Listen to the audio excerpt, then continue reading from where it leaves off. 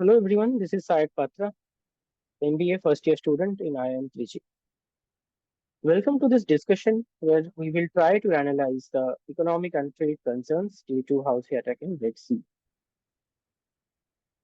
Back in October 2023, following the Israel-Hamas conflict, when the Houthi militants started attacking the civilian-operated cargo ships and various other vessels which were carrying different commodities near the Yemeni coast, we have by this huge trade disruption to the. After this, various retaliatory strikes have been initiated by several governments to stop this kind of militant attacks, but they have not been successful.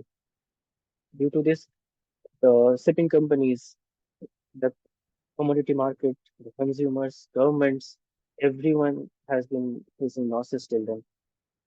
And talking about the impact on India, as we are heavily dependent on the crude oil, which is being traded through the bubble mandate trade, we are we are heavily impacted by this kind of attacks and this kind of trade disruption. As we can clearly see in this picture, that if the Red Sea area and if the Suez Canal is stuck due to some reason and the trade is not possible through this route, the cargo vessel has to travel to the Cape of Good Hope of Africa. And due to this, the duration of the travel is increased by 2 weeks, and the length of the trade route is increased by uh, almost 9,000 kilometers.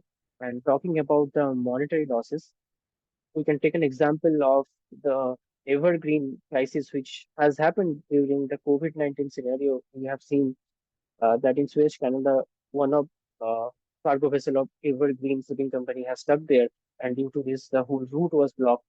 And because of this, the shipping companies were incurring loss of almost $14 million per week.